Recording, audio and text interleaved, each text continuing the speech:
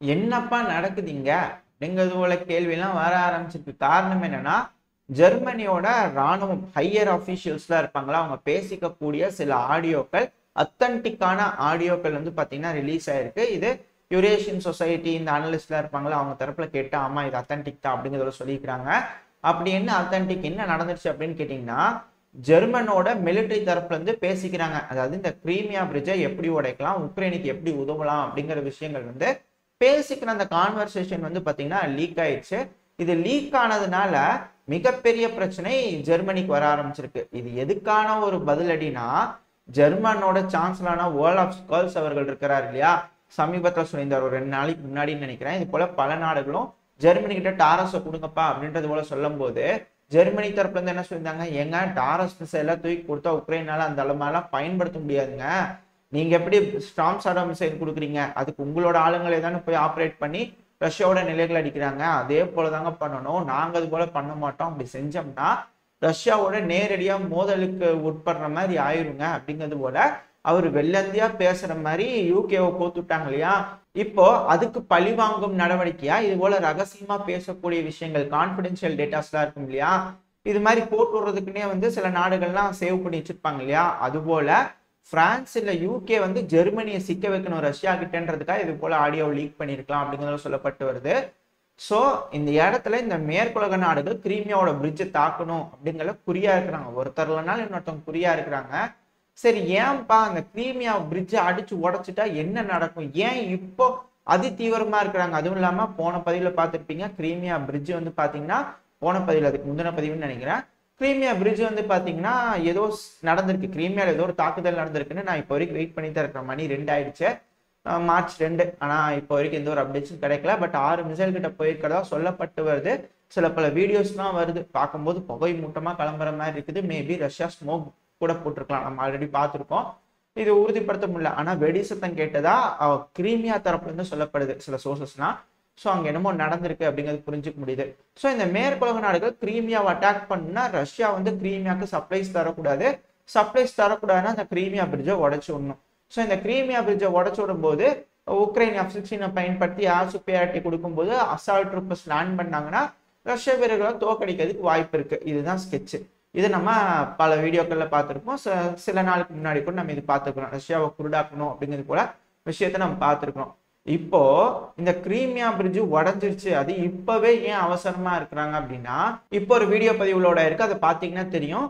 இது இந்த கிரீமியாவுக்கு போக வேண்டிய இந்த ரயில்வே லைன், இந்த ரஷ்யால இருந்து கிரீமியா வரைக்குமான அந்த லேண்ட் சைட்ல வந்து பாத்தீங்கன்னா ரயில்வே கனெக்ஷன் போட்டிருக்காங்க. ரஷ்யாவுக்கு தெரியும் எப்படியும் அந்த பிரிட்ஜை உடைப்பாங்கன்னு சொல்லிட்டு, அதனால இந்த ரயில்வே லைனை போட்டிருக்காங்க, அதி தீவிரமா போட்டிருக்காங்க, சீக்கிரமா முடிச்சிருவாங்க, இன்னும் சில இடங்கள்ல தான் பாக்கி அப்படிங்கிறாங்க. ஒருவேளை இந்த ரயில்வே லைனை போட்டு முடிச்சிட்டாங்க அப்படின்னா உக்ரைனோட ட்ரூப்ஸ் வந்து இந்த பிரிட்ஜை உடைச்சாலும் சரி உடைக்காட்டும் சரி எல்லாம் ஒண்ணுதான்.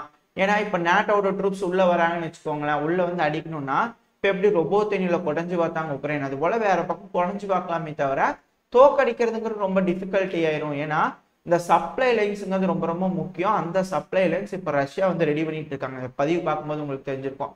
ஸோ அதி தீவிரமா இந்த ரயில்வே லைன்லாம் போட்டு ரெடி பண்ணிட்டாங்க அப்படின்னா என்ன நடக்கும், ரஷ்ய வீரர்களுக்கு வேணுங்கிற ஆயுதங்கள், ஆட்கள், பலங்கள் எல்லாத்தையும் கொண்டு வந்து ஃப்ரண்ட் லைன்ல இறக்கிடுவாங்க. அப்படி இறக்கிட்டாங்க அப்படின்னா ரஷ்யன் சோல்ஜர்ஸை யாராலையும் தோக்கடிக்க முடியாது. ஸோ அது வந்து தோக்கடிக்கணும்னா சப்ளை லைன்ஸை கட் பண்ணும். ஃபர்ஸ்ட் சப்ளை இல்லாட்டி தான் கட்டங்கட்டி எல்லாத்தையும் அடிக்க முடியும். இப்போ எப்படி ரஷ்யா அடிச்சுட்டு இருக்காங்க அது போல. ஸோ ரஷ்யா கிட்ட இப்போ ஆயுதங்கள் வந்து பற்றாக்குறை ஏற்படுமா, ஏன்னா 16, 20, 30ன்னு சொல்லிட்டு இருக்கிறாங்க கணக்கு உக்ரைன் தரப்புல இருந்து. SU விமானங்கள் Su-34, 35 எல்லாம் காலி பண்ணிட்டாங்கன்னு சொல்லிட்டு நம்ம பதிவுகள்லாம் வரும், உங்களுக்கு ஒரு கேள்வி வரும். இப்போ சைட்ல இன்னொரு இமேஜோட இருக்கும். இந்த இமேஜ் வந்து பாத்தீங்கன்னா ரஷ்யால ஃபேக்டரி Su-34 விமானங்களை தயாரிக்கும் பணியில இறங்கிட்டாங்க. அது மட்டும் இல்ல, ரஷ்யா A-50 ரக விமானங்கள் இருக்குல்ல, அது தயாரிக்கும் பணியில ஆரம்பிச்சிருங்க, எல்லாம் ஆரம்பிங்கப்பா அப்படிங்கிறத சொல்லிக்கிறாங்க. ஸோ ரிகனிசன் விமானங்களை ரஷ்யா தயாரிக்க ஆரம்பிக்க போயிருக்கிறாங்க.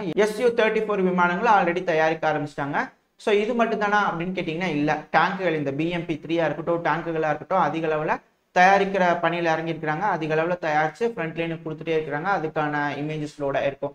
சரி, இது மட்டும் தானா அப்படின்னு கேட்டீங்கன்னா இல்ல, ரஷ்யா ஷிப்ஸா இருக்கட்டும், ட்ரோன்ஸா இருக்கட்டும், பல விஷயங்கள் பல இடங்கள்ல என்னதான் ரஷ்யா மேல முஞ்சிட்டே இருந்தாலும் ரஷ்யா இன்னும் ரகசியமா பல இடங்கள்ல அவங்களோட ஃபேக்டரிஸை பின்னாடி கொண்டு போயிருக்காங்க. அதாவது இந்த 2ஆம் உலக போர்ல வந்து பாத்தீங்கன்னா சோவியத் யூனியன் வந்து முன்னாடி மாஸ்கோ வரைக்குமே வந்து பாத்தீங்கன்னா நாசி படைகள் வந்துட்டாங்க இல்லையா, அப்போ அவங்களோட ஃபேக்டரிஸ் எல்லாத்தையும் பின்னாடி கொண்டு போய் கட்டியிருந்தாங்க இல்லையா, அதே ஸ்ட்ரக்சர் ரஷ்யா வந்து ஃபாலோ பண்ணியிருக்காங்க.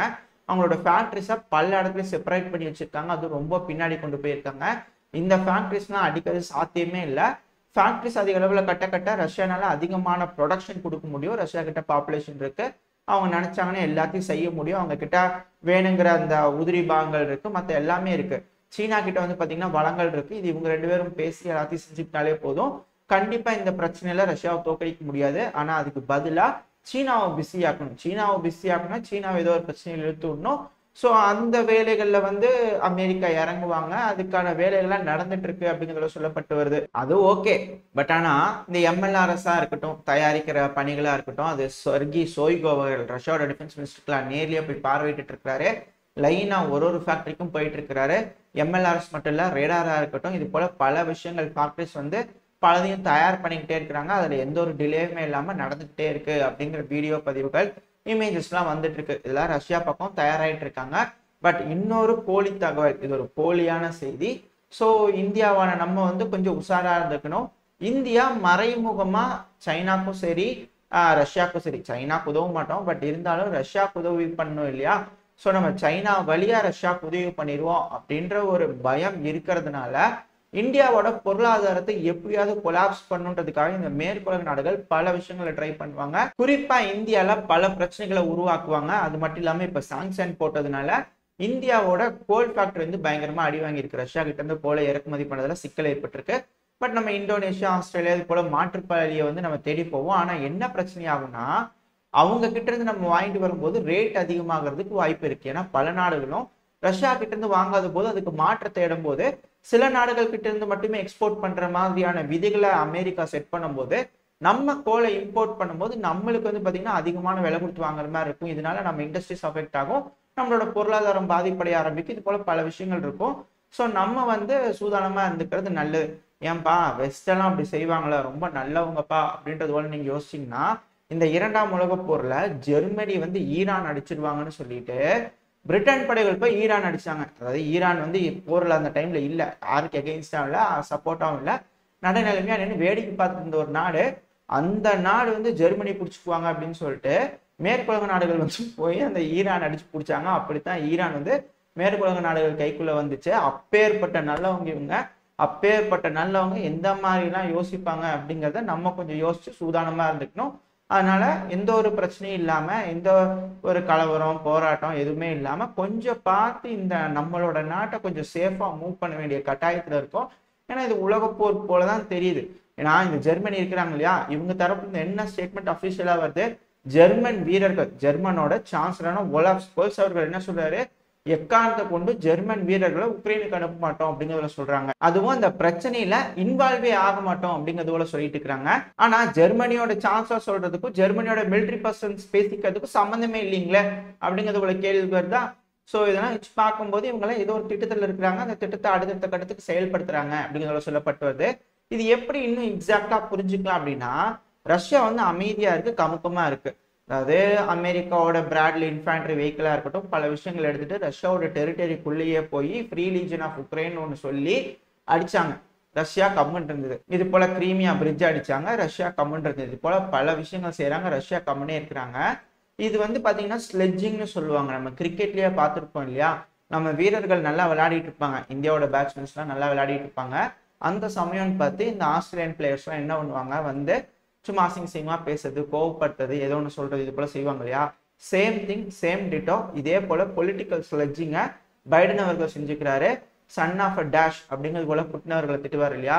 ஸோ இது எல்லாமே ஸ்லெட்ஜிங்னா, அதாவது கோவப்படுத்தணும், ஆக்ரோஷப்படுத்தணும், அதாவது ஏதோ ஒன்று செய்யணும் இல்லையா. அதாவது ஆத்திரத்துல கைவிட்டு அண்டா கூட போகாதுன்னு சொல்லுவாங்க இல்லையா. அதெல்லாம் தெரிஞ்சுக்கிட்டதுனால, அதாவது அந்த வயசு இருக்கிறதுனால எக்ஸ்பீரியன்ஸ்ல ரஷ்யா ஃபுல்லி ப்ரிப்பேர் ஆகணும். அதாவது இண்டஸ்ட்ரியை கட்டணும், இண்டஸ்ட்ரியை கட்டி மிலிட்டரிக்கு ரெடி பண்ணி ஆளுங்களை எடுத்து தயார் பண்ணி மக்கள் கிட்ட சொல்லி புரிய வச்சு அவங்கள கேதர் பண்ணி இது போல எந்த ஒரு பிரச்சனையும் வரக்கூடாதுன்றதுக்காக எல்லா விஷயத்தையும் அவர் யோசிச்சு செஞ்சா மட்டும்தான் ரஷ்யான்ற ஒரு நாட்டை காப்பாற்ற முடியும். ரஷ்யான்ற ஒரு நாடு இல்லைன்னா இந்தியாவும் இல்லை அப்படிங்கிறதான் எல்லாத்துக்கும் தெரியுது. இந்தியான்ட்டுல பல நாடுகளுக்கு இது இருக்கக்கூடிய ஒரு விஷயம் தான். அதுக்குன்னு வந்து அமெரிக்கா ஃபுல்லா டவுன் ஆகணுமான்னு கேட்டீங்கன்னா இல்லை. ரஷ்யாவையும் நம்பி இருக்கக்கூடாது, சீனாவையும் நம்பி விட்டுறக்கூடாது, அமெரிக்காவும் டீல்ல விட்டுறக்கூடாது. இவங்க எல்லாரும் இருக்கும்போது இந்த மல்டிபோலார் வேர்ல்டா இருக்கிற வரைக்கும் தான் எல்லாரும் நிம்மதியா இருக்க முடியும்.